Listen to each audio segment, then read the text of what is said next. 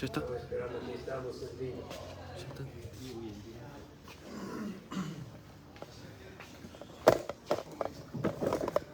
Listo. Pero vos vas a...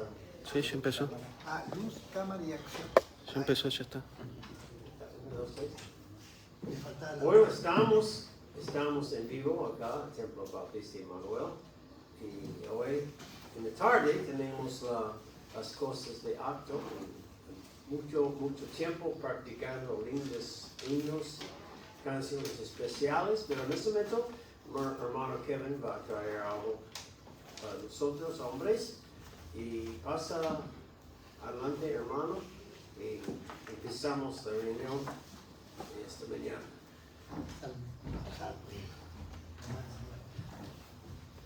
Buen día.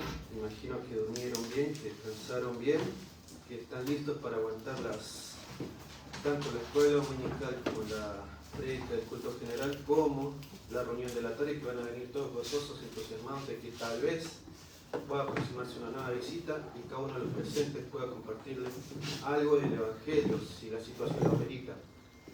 No solamente porque esto trae gozo a la iglesia misma el que comparte el Evangelio, sino también porque da gracia a los de alrededor.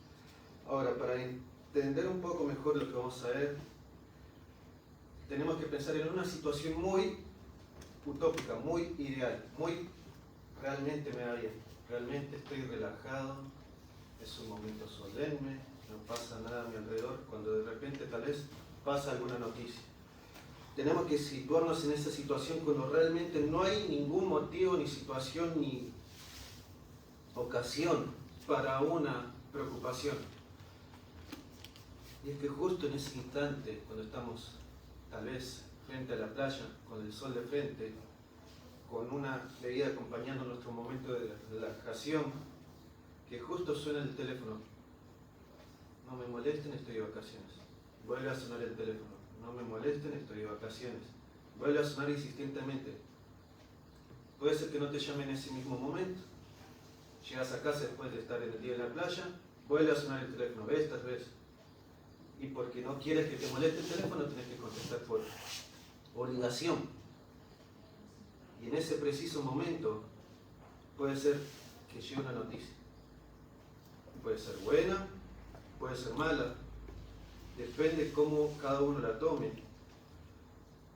Pero si es que realmente estuvo llamando por un buen tiempo, por un buen rato largo, insistentemente, a un teléfono, a otro, al que esté más cercano, necesito comunicarme con tal persona, es porque realmente denota su urgencia y tal vez esté pasando algo malo. Realmente puede ser una mala noticia, algo que puede ocasionar un motivo de tristeza y suma angustia. Ya nos llegamos a situar en dicha situación cada uno, tal vez en su particularidad y su individualidad. Pensando en esta idea, volviendo a Romanos capítulo 9, Romanos capítulo 9,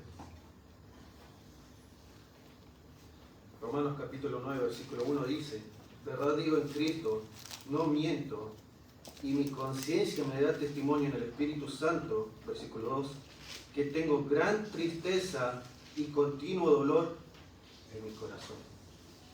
Obviamente más adelante va a expresar los motivos de su angustia y lo que se estudió la semana pasada, porque Pablo está realmente angustiado del dolor, con un pesar inmenso. Pero lo más curioso es que viene después del capítulo 8. Después de la supuesta victoria que es otorgada a todos los creyentes, después de que ¿qué nos separará del amor de Cristo? Pablo, en el capítulo 9, expresa un dolor, una tristeza, una angustia, pero por un motivo en particular, por amor a mis hermanos, los que son mis parientes según la carne. Por esas personas, las que no conocen a Cristo, por esas personas es las que Pablo está sintiendo angustia y tristeza. Pero hoy, comenzando en el versículo 6, pensando en la siguiente título que se puede llegar a poner: la excusa de mi tristeza. Y es que sí, es algo muy irónico pensar en el solo hecho en el poder de la palabra de Dios. ¿Pero por qué? Porque fue escrita por algún capricho humano. Alguien de la historia se levantó un día y dijo, voy a escribir un libro de 40, un compendio de libros de 40 libros, con más de 1000 páginas, con más de 10.000 versículos. Ah, no, eso que lo haga otro. Tal vez podría escribir una canción en este momento cuando estoy angustiado por la muerte de un hijo. No, que tal vez podría escribir los 5 libros de la ley. Total, Dios tiene el poder de hacerlo con su propia mano. No fue escrito por un capricho humano, sino tal como lo expresa en 2 de Pedro 1, 19 al 21.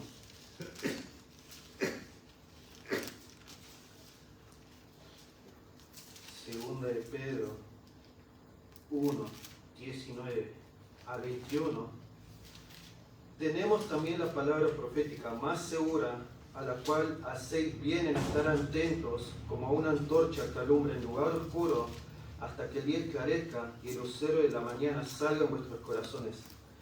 Entendiendo primero esto, que ninguna profecía de la Escritura es de interpretación privada, porque nunca la profecía fue traída por voluntad humana, sino que los santos hombres de Dios hablaron siendo inspirados por el Espíritu Santo.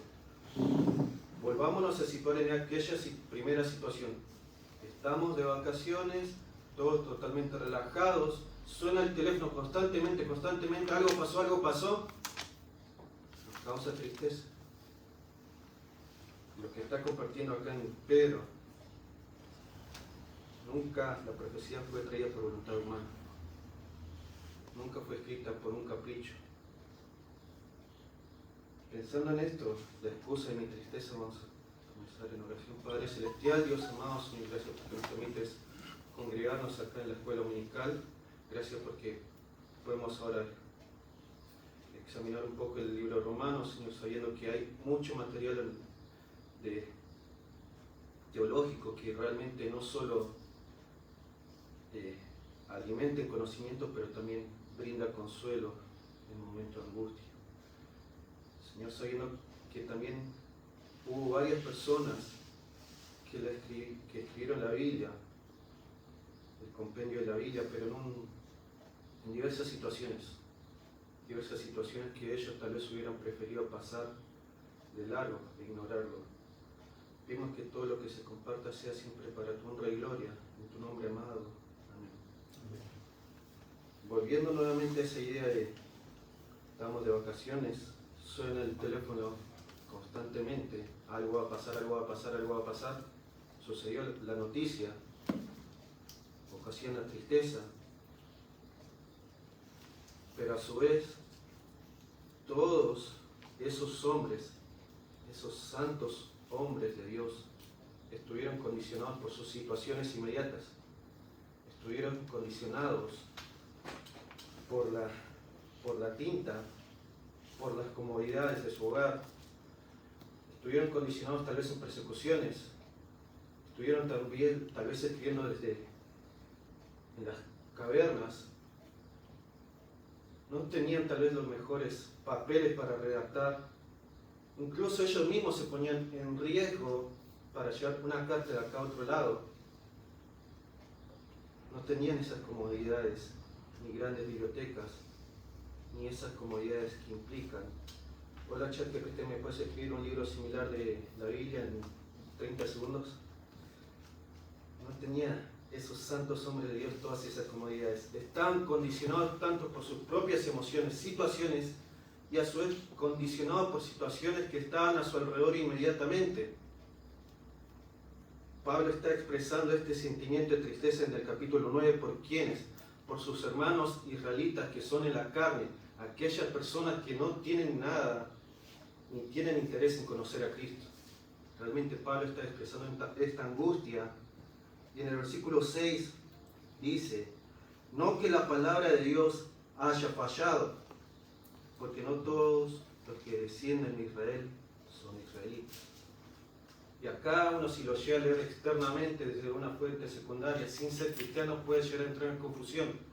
¿Cómo es que uno, si dice ser israelita, no es israelita? Si observamos el contexto general, Pablo está escribiendo a creyentes que habitan en Roma, y en este contexto en particular a los israelitas que están en la ciudad de Roma. Entonces está escribiendo en este contexto inmediato a creyentes judíos. Pero no solamente si trae confusión, después se puede conversar tranquilamente. Pero acá, ¿qué es lo que están cuestionando? Lo que tal vez lean por afuera. Entonces, si no todos los israelitas son cristianos, son creyentes, entonces la palabra de Dios falla. Eso es lo que uno desde afuera puede llegar a cuestionar. Entonces Dios no tiene amor por su nación de Israel. Entonces Dios no cuida a sus israelitas. Entonces la palabra de Dios falló. Ya no brinda consuelo y ánimo. Porque no todos los que descienden de Israel son israelitas, es lo que está diciendo. Más adelante sigue detallando.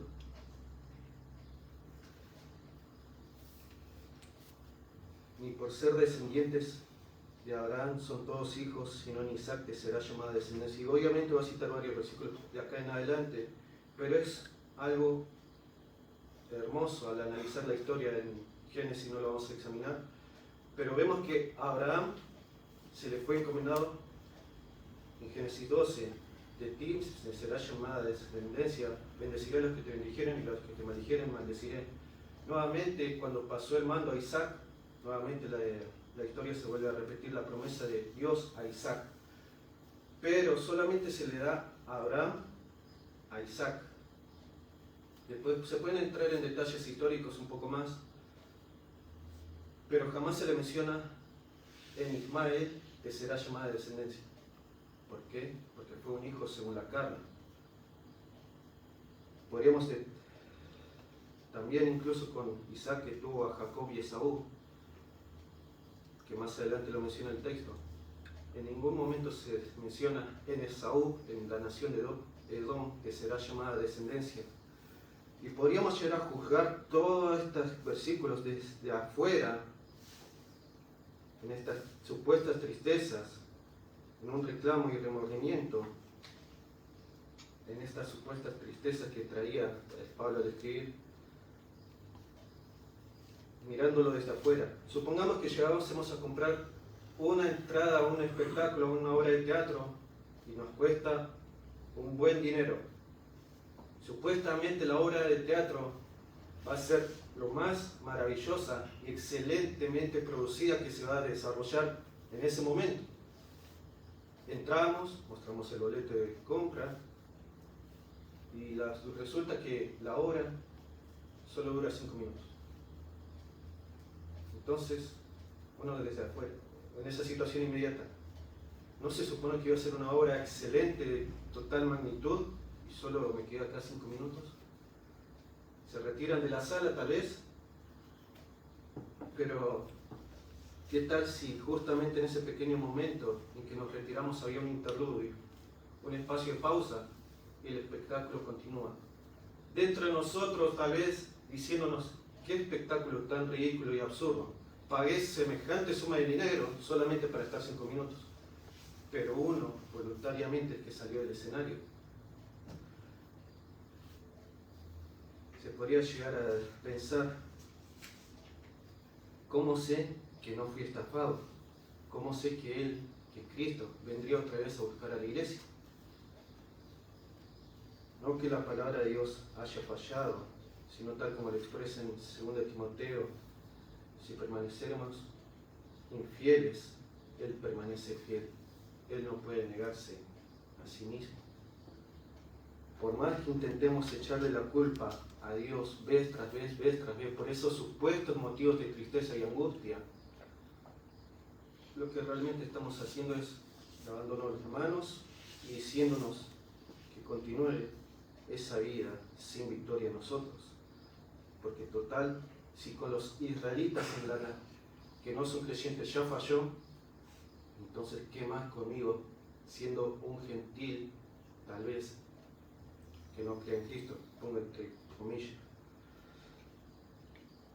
No que la palabra de Dios, porque no todos los que descienden de Israel son israelitas, ni por descendencia de Abraham son todos hijos, sino en Isaac te será llamada descendencia. Sí, es cierto que Israel había fallado vez tras vez durante el tiempo de los jueces, durante el tiempo de los reyes, pero las promesas a la nación de Israel seguirán vigentes. ¿Hasta cuándo? Hasta que Cristo venga. ¿Cómo es que podemos estar tal vez comparándonos con ellos? Como se veía versículos atrás en el capítulo 8, todos los que son guiados por el Espíritu de Dios, estos son hijos de Dios. En otras palabras, no todo el que dice ser cristiano es realmente un cristiano. Seguramente varios han conocido gente de otras denominaciones diciendo, yo soy creyente. Pero sus obras, su vida misma, no da testimonio que ellos hayan nacido de nuevo, de que ellos tengan una relación cercana e íntima con Dios. Amén. ¿Por qué? Porque no todos los israelitas, porque no todos los que descienden de Israel son israelitas. No todos los descendientes físicos de Abraham son herederos de la promesa. Solo a los de Isaac y solo a los de Jacob, a los de Israel. Y es curioso si podemos llegar a examinarlo con más profundidad, pero en ningún momento se menciona a la nación de Jacob será llamada descendencia, sino a la nación de Israel. ¿Por qué? Porque en un primer momento Jacob no era creyente. Si vemos en las conversaciones que tuvieron tanto con Dios, el Dios de Abraham y el Dios de Isaac, hubo un periodo de tiempo en el que Jacob no era creyente, no era cristiano, hasta que realmente se encontró con él.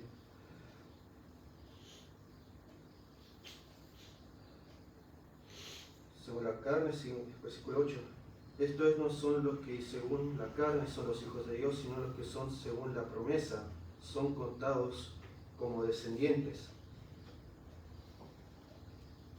Si realmente observamos las conversaciones que tuvo Jesús con los maestros en esos tiempos, mientras Jesús enseñaba y predicaba, vemos claramente que los maestros se enorgullecían, descendientes de Abraham somos.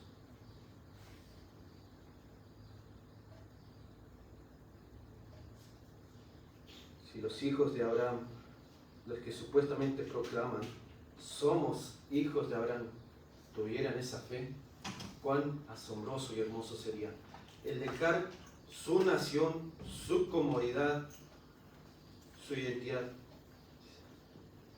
Realmente los que proclamaban en esos tiempos decir descendientes de Abraham somos, tenían esas características, esa misma fe, esa misma convicción por Cristo, o solo se enorgullecían en el título. Miren, acá está mi título, descendiente de Abraham son. Si los hijos de este gran hombre tuvieran la fe de Abraham dispuesto a dejar todo, realmente entonces seguramente varios de la nación de Israel serían considerados como nuestros hermanos creyentes. En el versículo 11, para detallar un poco más, leo el versículo 9, porque la palabra de la promesa es esta: por este tiempo vendré y Sara tendrá un hijo. Una completa obra solamente por la gracia. Una obra que parecía fuera de lugar. Una obra que escapa a los términos naturales de todo hombre. Pero aún así nació Jacob y Esaú. Dos naciones hay en tu vientre, menciona en el texto de Génesis, pero uno servirá, el mayor servirá al menor. Y eso lo menciona antes de que ellos nacieran, pero vemos cómo en el transcurso de la historia Esaú vendió su primogenitura, la despreció. Versículo 10, y no solo esto, sino también cuando Rebeca concibió de uno, de Isaac, nuestro padre.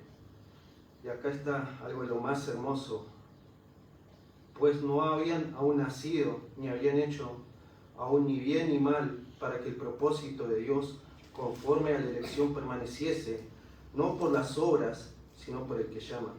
Se le dijo, el mayor servirá al menor.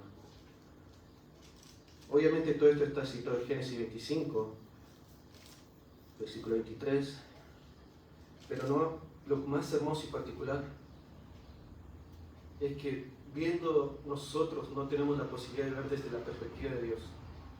Al ser humanos finitos, corrompidos por el pecado, no tenemos esa posibilidad de ver toda la historia de la creación, toda la historia de la redención desde la perspectiva de Dios. No tenemos posibilidad de cuestionar estas palabras conforme para que el propósito de Dios conforme a la elección permaneciese, no por las obras, sino por el que llama. No había ningún tipo de sentimientos o favoritismos hacia una u otra persona, hacia Jacob o Esaú, sino simplemente tú, en ti me será llamada descendencia.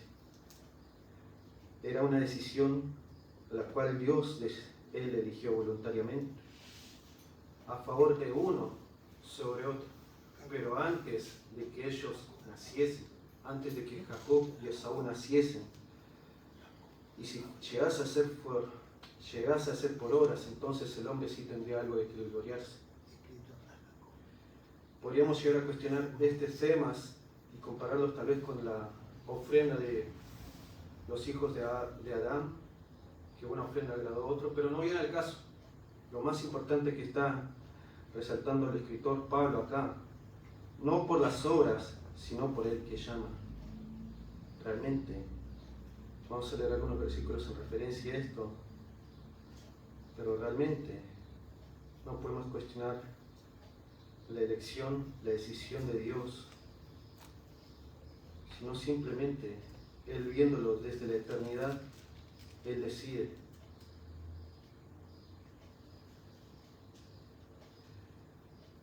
En 1 Tesalonicenses dice, fiel es el que os llama, el cual también lo hará.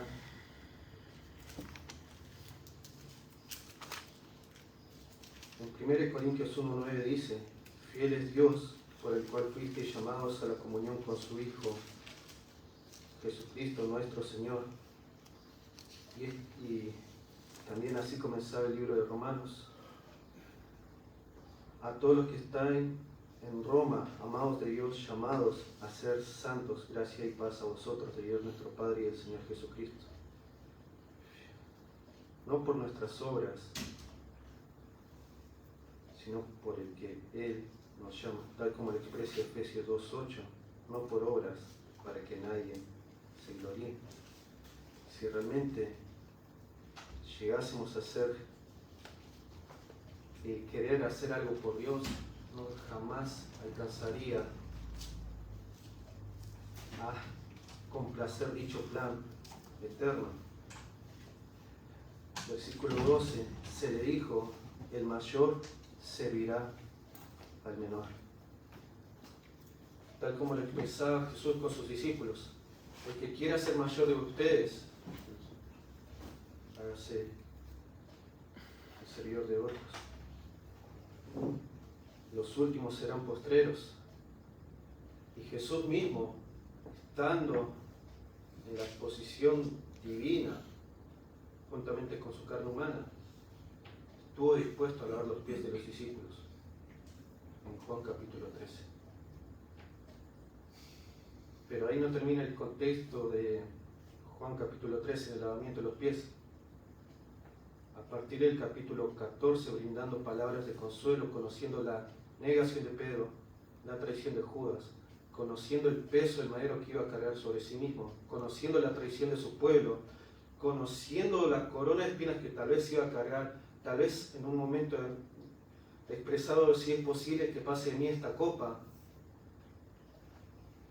Acá Pablo, citando nuevamente, el mayor servirá al menor. En esos momentos Jesús mismo, en tremenda angustia y tristeza, nadie tiene mayor amor que este, que uno ponga su vida por sus amigos. La paz os dejo, mi paz os doy, yo no se las doy como el mundo la da. pero él teniendo una profunda tristeza, Jesús mismo estaba brindando palabras de consuelo a sus discípulos, sabiendo que le iban a dejar de lado, que iban a escapar tal vez la mayoría de ellos. Versículo 13. Como está escrito, a Jacob amé, mas a Esaú aborrecí. ¿Qué quiere decir esta palabra que tal vez pueda traer confusión? A Esaú aborrecí. La mayoría de los que son padres más de un hijo, por más que expresen fervientemente yo no tengo favoritos, la verdad es diferente. Y si bien se puede debatir en cuanto a ese tema, pero siempre hay en algún momento de la crianza de los niños que a uno van a amar menos, en algún momento en particular. Es eso lo que quiere decir la palabra aborrecer en ese término, en ese versículo, mas Esaú aborrecí. Muchas veces en el trabajo los chicos vienen, me abrazan, profe, te quiero, y yo les digo, literalmente les digo, yo intento quererlos a todos por igual. Y es que aunque parezca crudo y difícil de digerir, es imposible amar a todas las personas en todo el tiempo. Es imposible. Siempre a algunos vamos a apreciar más, siempre a otros vamos a apreciar menos. Pero esta es la naturaleza desde la perspectiva de Dios. Y esto es algo que realmente denota su justicia. Es algo que realmente denota la soberanía de Dios. Es algo que denota el amor de Dios. Es algo que denota su omnipresencia, omnipotencia y todas sus cualidades y atributos en una sola frase. A Jacob amé, mas a Esaú aborrecí. Por más que intentemos ser buenos nosotros en nuestro cuerpo pecaminoso, solamente Dios se le acerca como un buen padre a los que, como hijos, se acercan al Padre. Si bien hubo supuesta discusión entre el trato familiar entre Jacob y su señora en cuanto a los tratos a un hijo a otro, pero Dios desde arriba, expresando a Jacob amé, mas a Esaú aborrecí. Volviendo a esa situación inicial, pensándonos, estamos de vacaciones, no quiero que nadie me moleste, quiero descansar, yo me gané este momento de tranquilidad inmensa. Suena el teléfono, suena el teléfono, suena el teléfono. Una noticia triste, causa angustia. Y podríamos llegar a expresar, ¿por qué es que desde arriba me permites pasar estas tristezas y angustias? Job tranquilamente podría haber llegado a expresar alguna de estas palabras semejantes. Pérdida de sus bienes económicos, pérdida de sus familiares, y en esos tiempos el perder a sus hijos era perder fuerza de trabajo. Job tranquilamente podría expresar varios reclamos y remordimientos hacia Dios. Y aún en todo su pesar, en toda su angustia, él cierra el capítulo 1 con una de las frases más solemnes. Job capítulo 1, versículo 21.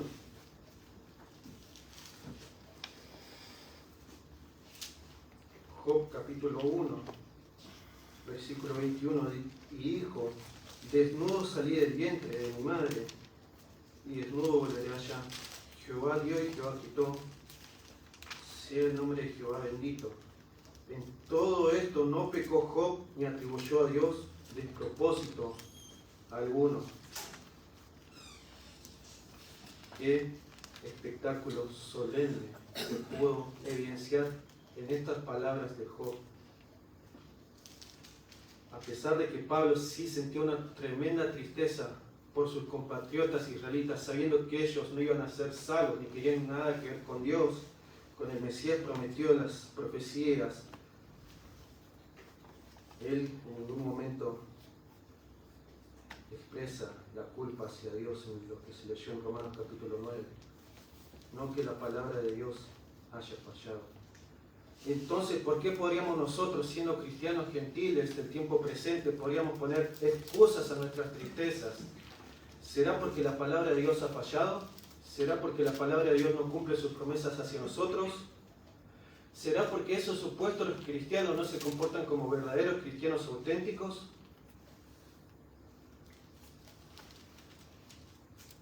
¿O será por su inmensa gracia que expresa a Jacob, amé, mas Esaú aborrecí?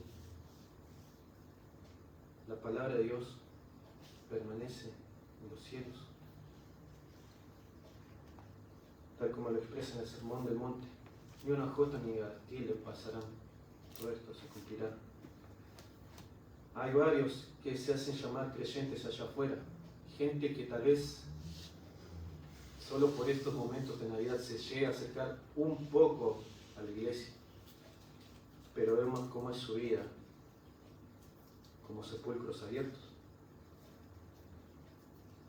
Pero aún así Dios sigue mostrando gracia, ese favor no merecido a todas las personas. De tal manera amó Dios al mundo, para que todo aquel que en él cree no se pierda, mas tenga vida eterna. Amén. ¿Por qué podríamos llegar a poner excusas a nuestras supuestas tristezas? ¿Por qué? Si Dios ya entregó todo, si Dios nos permite gozarnos en estar gozando de la nación eterna, ser ciudadanos celestiales, ¿por qué es que nos permitimos acongojarnos, angustiarnos, poner excusas? Ya no quiero tener nada que ver con Dios. Dios me hizo esto, me hizo aquello, me quitó el trabajo, me quitó a mis familiares, todos a mi alrededor me hacen burla. No que la palabra de Dios haya fallado, porque no todos los que descienden de Israel son israelitas, no por las obras, sino porque Él llama.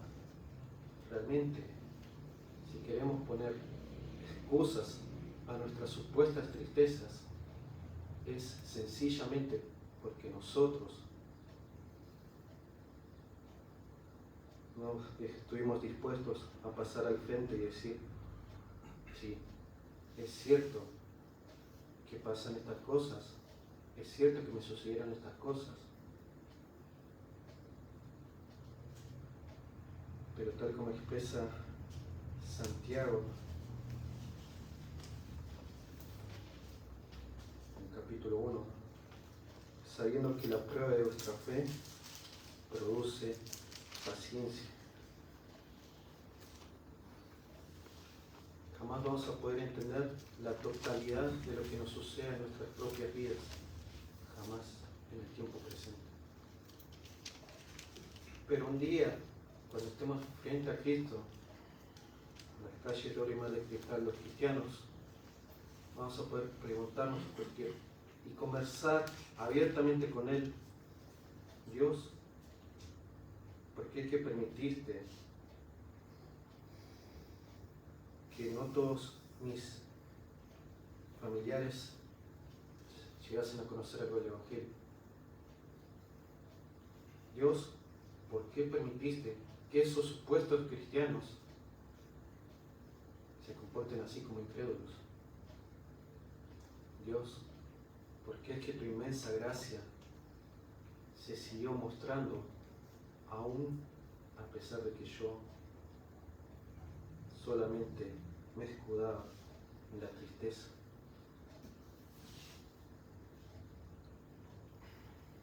¿Por qué poner excusas baratas a nuestra supuesta tristeza? realmente tenemos los cristianos, creyentes genuinos del tiempo presente, la puerta abierta al trono de la gracia para hallar socorro en el oportuno momento. Tal como lo expresaban en versículos más atrás, pues tengo por cierto que las aflicciones del tiempo presente no son comparables con la gloria venidera que en nosotros ha de manifestarse. Hay varios momentos de angustia y tristeza para el creyente, para el cristiano genuino, sí. Pero eso no debe dar lugar a poner excusas delante de Dios y decir, yo no quiero ser más nada de Él. Vamos a orar para terminar.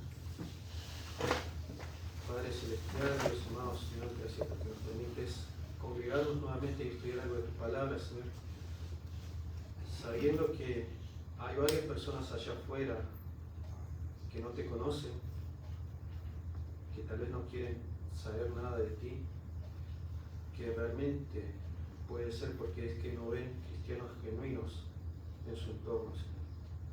Pero aún así tu gracia se sigue manteniendo y se va a seguir manteniendo hasta cuando tú decidas venir, Señor. Gracias por lo que se compartió y ayúdanos a seguir examinando nuestras propias vidas y a compartirlo con los demás, Señor. Pedimos tu bendición por todo lo que se compartió en tu nombre amado. Amén. Gracias. Estos versículos eran difíciles para enseñar, porque mucho hoy en día de calvinismo enseña mal.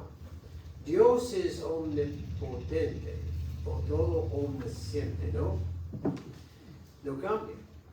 Dios no cambia, pero Él sabe todo de su vida, todo de mi vida, todo de la gente, todo de Abraham, de Isaac, de Jacobo, Israel. Todos esos hombres de Dios saben todo antemano. En esta forma Dios sabía esos hombres que iba a odiar a Dios. Dios utilizó esta palabra, ahora sí, el versículo en el capítulo 9, 13 dice a Esaú aborrecí. Es relación como amó Dios. En relación de amor tenía por Jacobo, era como odio. También en el Nuevo Testamento, recuerdo hermanos, que decía, sé menos que odia a su familia y ama a mí. ¿Debemos odiar a nuestra familia? No. Pero si estamos llamados para hacer que Dios está llamándonos a hacer, va a ser comparado. Odia a su familia. Dejó su país y ya está acá, en otra parte. Hermanos, algunas cosas no vamos a entender porque no somos Dios. La enseñanza acá es difícil. ¿Alguna pregunta? Sí, yo no entiendo una cosa. Se dijo, recién escuché que Dios no tiene favoritos. Pero sin embargo dice que amaba a Jacob y a Saúl aborrecía. Entonces el favorito es Jacob. Es en comparar de amor que tenía no es en el sentido literal. ¿Entiende qué estoy diciendo? Literalmente lo odiaba. Él tenía oportunidad también de hacerlo bien, pero ¿qué hizo Saúl con su vida? Él vendió su primogénito. Era para complacer a su papá en lugar de complacer a Dios. Y hay algunas cosas que no entendemos hasta que llegamos, pero Dios da oportunidad a todos. Igual Esaú también fue grandemente bendecido. Sí. Fue bendecido por Dios, a pesar de que diga en el texto que fue aborrecido. Yeah. Porque Esaú emanó una gran nación y también Esaú fue igual de bendecido que Jacob, a pesar que el Con texto. materiales estaba bendecido, pero no tenía la misma relación con Dios. Nació para eso, para ser rechazado. Dios puede ser honrado. La única forma que se entiende es esa, nació para ser rechazado. Como el diablo estuvo para venir acá a la tierra y hacer lo que hace. Dios puede ser glorificado para algunos que rechazan Él, mostrando el gran amor, aunque hay gente que está odiando a Dios, Dios igualmente es honrado, aunque no entendemos esa cosa. Dios es honrado en todo lo que Él hace. Él está en control. No entendemos en esos días, hay más. Parece que hay más maldad que bondad, pero Dios también es salvando pecadores como nosotros. Está salvando a otros pecadores que nunca acercamos nosotros. Tan feo, tan pecado. Pero Dios ama al pecador. Ama a todos. Voy a decir chao a las 11. Los que están escuchando por Internetlandia, vamos a tener la reunión a las 11. En la tarde, a las 7:30, tenemos acto. Venga para escuchar y ver el acto navideño.